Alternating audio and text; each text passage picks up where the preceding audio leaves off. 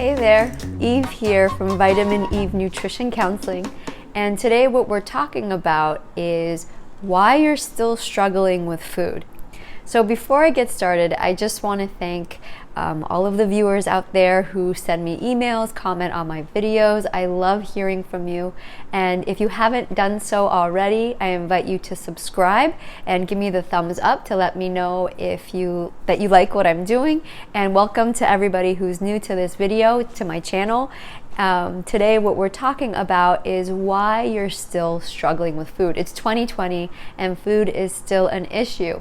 And what ended up triggering this video is a question I got from somebody, and I just love the way she wrote this question. She talked about how she had a love-hate relationship with food, and that she's struggled with food for so long that she can't even remember what eating normally is like. I mean, I love this question, first of all, because it's so straightforward. And I really love it is because it's so relatable. I mean, not only can I relate to this, but so many of the people I talk to talk about how they have this love-hate relationship with food, and how that they've been struggling for so long that they can't even remember a time that they had peace with food.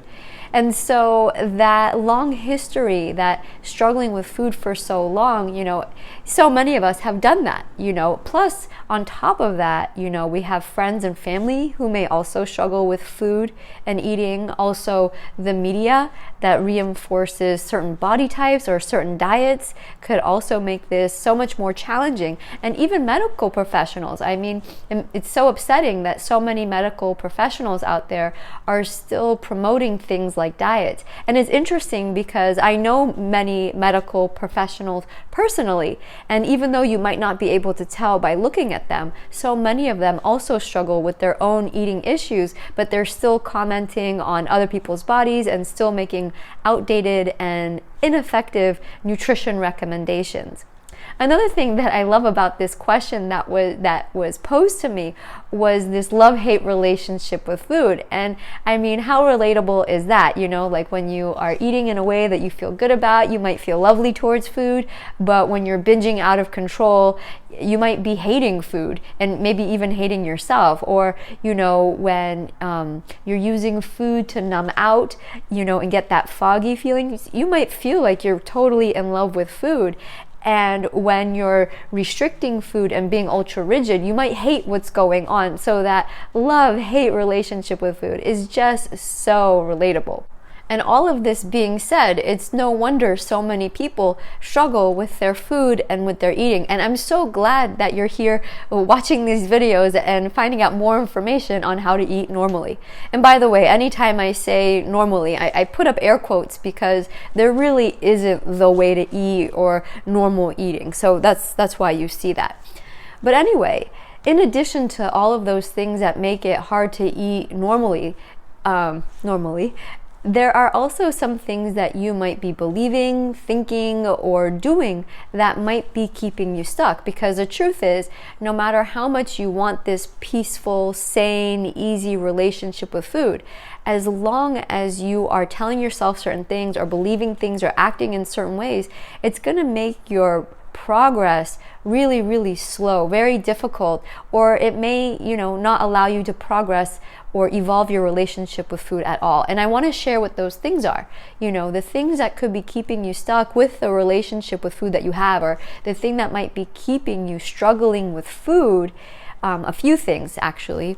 The first thing is if you're still believing in the diet, if you're still believing that you should be on a diet, or if you're still dieting by, counting calories, measuring portions, weighing your food, or counting points, or telling yourself that starting Monday, I'm going to start on a diet, or wishing that you could adhere to a diet. All these diet thoughts and believing that the diet is some salvation might be part of what's keeping you struggling with food. Another thing that you might be believing, doing, or telling yourself that might be keeping you stuck with food is believing that your body is bad. not accepting the skin that you're in right now. So rejecting yourself, waiting, and you know that you're doing this if you're forcing yourself to wait until your body changes to do something you really want to do, or not being kind to yourself until your body looks a certain way, or not letting yourself eat what you truly want until you weigh a certain number of pounds. So, believing that your body is bad or acting like there's something wrong with your body is something that may also be making it challenging for you to have this peaceful, sane relationship with food. If you're having that conditional love or waiting until your body changes before you're willing to accept it, might be part of what's keeping you stuck. The next thing that might be keeping you stuck, struggling with food, is believing that feelings are not okay. Telling yourself that you can't handle your feelings, or not allowing yourself to experience feelings when they come up or shortly thereafter.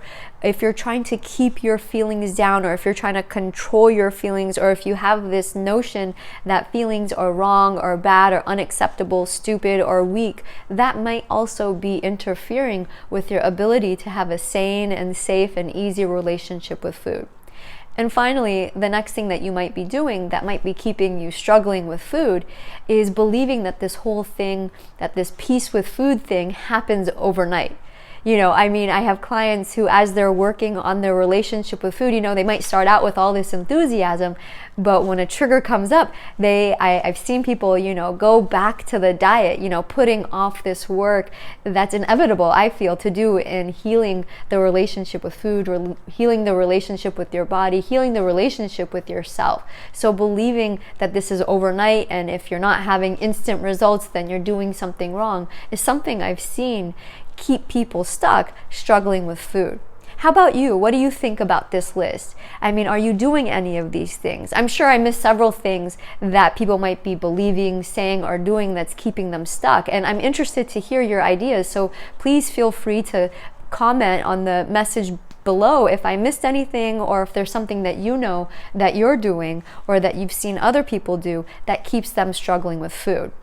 And so what I want to talk about now is how to overcome these things, is how to not allow these things to keep you stuck and struggling with food. The first suggestion I have is to learn how to tune into your hunger and fullness. You probably saw this coming. If you know me, or if you've seen any of my videos or my TEDx talk, I really believe in the power of learning how to get back into your body. So something that could really help is learning, or at least starting to educate yourself, or starting to ask yourself questions of, what does hunger feel like in my body?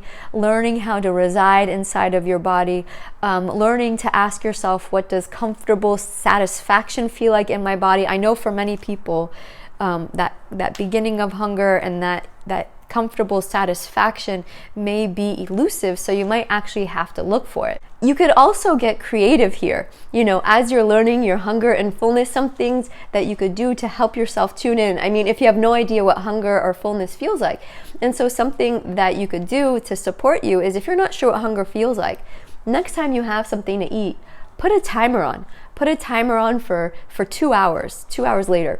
So 2 hours after your meal, I actually want you to check in to see how your body feels. Are you noticing that emptiness? Are you noticing, the desire for food? Are you noticing a dip in energy? If you are, great, it's time to eat. If you're not, put the timer for another half hour and check in again. How is your body feeling? Are you starting to feel hungry? Are you starting to be preoccupied with food? Is your energy starting to dip? Are you noticing that hollowness? If so, eat. If not, put the clock on for another half hour.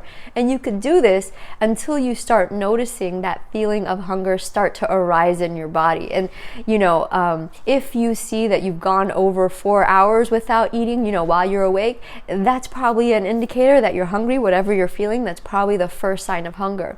Also, if you're curious about the fullness size, a creative way to help yourself, learn how to stop at that comfortable level of fullness, is perhaps to ask one of your friends who you identify as a normal eater to serve you some food, to serve you a normal amount of food, and to allow yourself to eat that amount. If you notice that you feel comfortably satisfied before you finish the plate that was served to you, that's okay. You could stop right there. Again, you're learning how to honor your body. Or if you notice that you eat all that food and you're still hungry, that's okay too. You could give yourself more food. Ultimately, I want you to learn to tune into your body, but these are some ways that could help you learn how to do that. Another suggestion here in helping you, letting go of diets and to come into peace and ease with food is learning how to give yourself foods that you believe will satisfy you. This means no more diet food, no more low-calorie option, no more salad without dressing, no more calorie-free noodles, no more seaweed. I mean, I could go on and on. There's so many products out there. It means when you're hungry, give yourself food, or as one of my clients says, give yourself a meal that you believe will truly satisfy you.